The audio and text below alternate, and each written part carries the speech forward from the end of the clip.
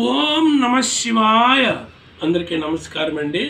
మనము ప్రతిరోజునే ఏదో ఏదో ఒక రెమెడీ చెప్పుకుంటూ ఉంటాము.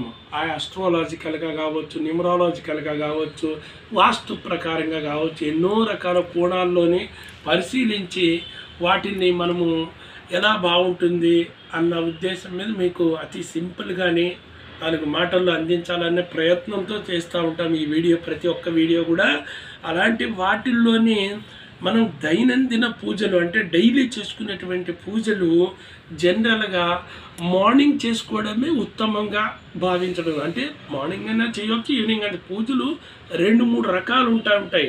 డైలీ నిత్య పూజలు ఉంటాయి, అలాగే స్పెషలైజ్డ్ పూజ చేసుకుని ఉంటాయి, పర్వదినాల్లో వచ్చే పూజలు ఉంటాయి.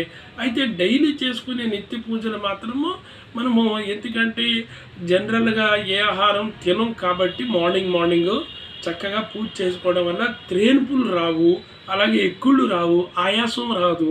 ఇవన్నీ కూడా కొద్దిగా చిన్న చిన్న దోషాలు పూజ చేసేటప్పుడు ఏదైనా తేన్పులు వచ్చినా ఎక్కుళ్ళు వచ్చినా మళ్ళీ ఆచమనం చేసుకోవాలి, మళ్ళీ దాన్ని సంకల్పం చేసుకుని అప్పుడు చేస్తూ ఉండాలి. దానికి ఒక చిన్న నియమం. అందువల్ల మార్నింగ్ అనుకోండి ఆ ఇబ్బంది ఉండదు. అందుకు మీరు మార్నింగ్ చేసుకోవడం బెటరు. అయితే ఒక్కొక్క స్పెషలైజ్డ్ పూజ ఉంటాయి. ఏదైనా గురుగారు చేయడం, ఏదైనా పండితోత్తముడిని తీసుకొచ్చి, బ్రాహ్మణోత్తముడిని తీసుకొచ్చి, అలాంటప్పుడు ప్రాతః సంధ్యాకాలాలు అంటూ ఉంటారు. సాయంకాలం కూడా చాలా విశిష్టంగా ఉంటుంది. అవి వేరే సంగతి. ఇది జనరల్గా మన పూజలు కాబట్టి మార్నింగ్ టైంలో చక్కగా చేసుకోవడం వల్ల, నిత్య పూజ చేయడం వల్ల ప్రతి ఇంట్లోనే కూడా ఒక శాంతి కలుగుతూ ఉంటుంది. తెలియకుండా ఒక రకమైనటువంటి వైబ్రేషన్స్ అవుతూ ఉంటాయి. ఒక ఘంటానాదం కావచ్చు, ఒక దీపం కావచ్చు, ఒక కుంకుమ కావచ్చు, ఒక గంధం కావచ్చు, ఒక విభూతి కావచ్చు, ఇవన్నీ ఒక పుష్పాలు కావచ్చు, ఇవన్నీ వేస్తూ ఉన్నప్పుడు తెలియకుండానే మంచి వైబ్రేషన్ అవుతూ ఉంటుంది ఇంట్లోనే.